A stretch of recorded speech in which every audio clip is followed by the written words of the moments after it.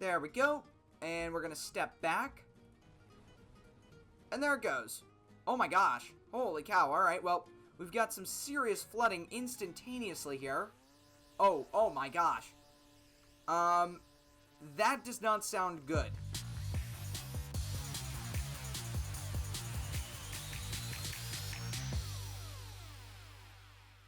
Hey guys, welcome back to another video. Today I am back in Stormworks and we're going to be checking out this amazing icebreaker and Arctic research vessel. So without further ado, let's get into the video. Alright, so here I am on board and this is actually my first time exploring this ship.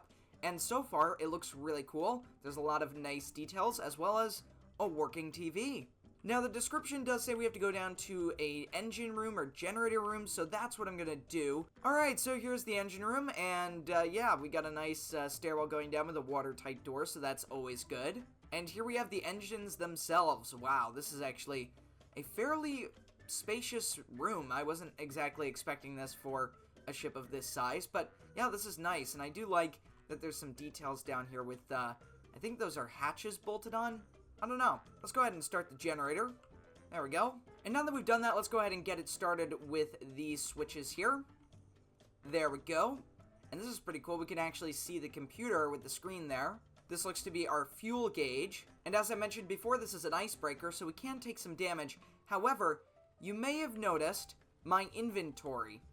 Yeah, I've got a lot of C4 explosive. We're going to see how well the ship can handle some serious explosions. I will say I do like when I go from floor to floor, the lights will turn on and off. That is really cool. And if you're wondering what the cabin accommodations look like, we've got a seat, table, bed, shelf, more shelves, and we've got some emergency equipment like thermal clothing and first aid kits. So, there it is. Let's go back here. We got equipment storage. Oh wow, look at this. Hey, if we do take damage, we can actually repair the ship. That's nice. Now, before we actually blow up the ship, I do want to crash it into an iceberg, and we'll see if the ship takes any damage. Our current speed is 26 knots, so the impact is going to be pretty violent. Alright, icebreaker versus iceberg. Let's see what happens. And there it is. Oh yeah, look at that. We took some serious damage there. Oh my gosh. Now, the good news is a lot of that damage is above the waterline, which means there's not going to be too much flooding. Alright, here we go. We're going to try for the other side now, because we damaged the right side. We might as well damage the left side. And oh yeah, the anchor just broke off the ship. We also have a lot of damage under the waterline at this point. I don't even think we need to use explosions to sink this ship. Oh, well, we've now lost the other anchor. Now, one thing I've noticed is we're only taking damage on the side of the hull, not really under it, so that is where I plan to place some explosives, and we'll see what that does to the ship. So I'm going to stop it real quick. Oh my gosh. Well, that's kind of funny to see the monitors sort of swinging around, but yeah, let's go below the waterline. That means I have to go outside. Here we go.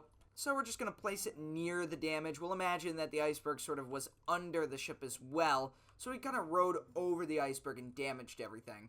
Alright, C4 versus icebreaker in 3, 2, 1.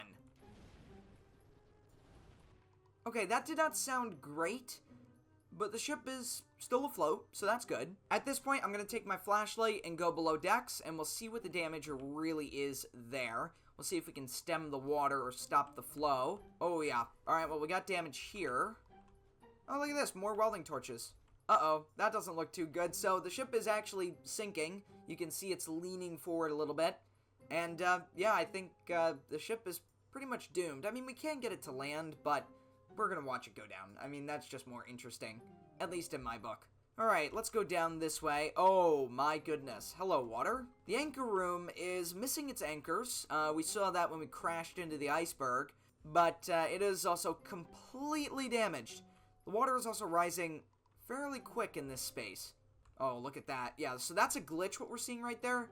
Whoa. That rose a lot. Hold on. Are we sinking faster now?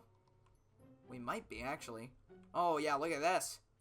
You do not want to be seeing that. Let's see. Oh, wow, look at this. I mean, if you wanted to destroy everything in the ship, this is the room to do it. I mean, 1 C4 and the ship is pretty much immobilized here. Because if you didn't realize, this is sort of like the computer room. If this gets damaged, the ship is going to be pretty helpless. And you know what? next round, let's see what happens when we put a C4 in this room and see what happens to the ship's computers. Should be interesting. Oh my gosh, yeah, the ship is going down really fast. The bow is gone. Oh yeah, this is a complete change from how it was a couple of minutes ago. Now it's really in trouble. So there it is, folks. That's what happens when you combine iceberg damage and explosion damage to a ship like this. It doesn't end well.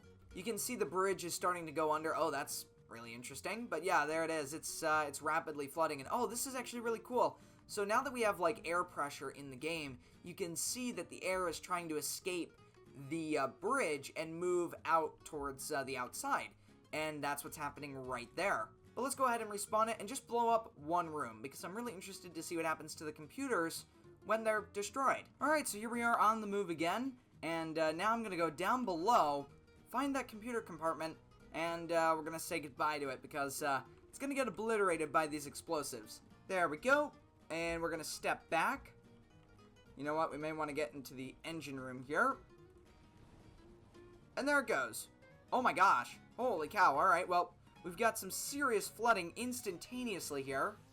Oh my gosh. That does not sound good. Alright, this is it. I'm silencing the engines.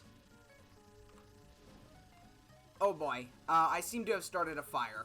This would be a good time to cue that Billy Joel song while we're at it, folks, because this is not gonna end well. We're just gonna, oh wow, yeah, the noise is... How is water up here? Well, at this point, we've got a fire on board. We've just crashed into an iceberg. Yeah, this is not going well for the ship. I do hear the RPM slowly starting to rev down, which might mean we'll be able to stop.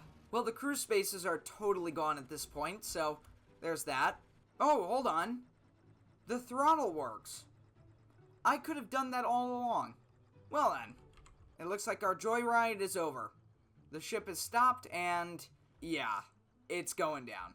Yep, here we go. We're just gonna leave that open. It's going down anyways. There's no real sense in stopping it. So, yeah, it's flooding in fairly fast. Down below in one of these cabins, you really wouldn't want to be in one of these spaces either, because if you notice, this is all underwater now. Yeah, definitely a very eerie sight as we watch the water just sort of envelop the windows, and all that light is going to disappear as we get deeper into the ocean. And there it is. Well, if you ever wanted to see what it's like inside the bridge of a sinking ship, here you go. We are very much underwater. Well then, I think that's going to do it. If you want to check out this build yourself, a link will be in the description. And if you've enjoyed this video, make sure to leave a like and a comment. And I'll see y'all next time, guys. Goodbye.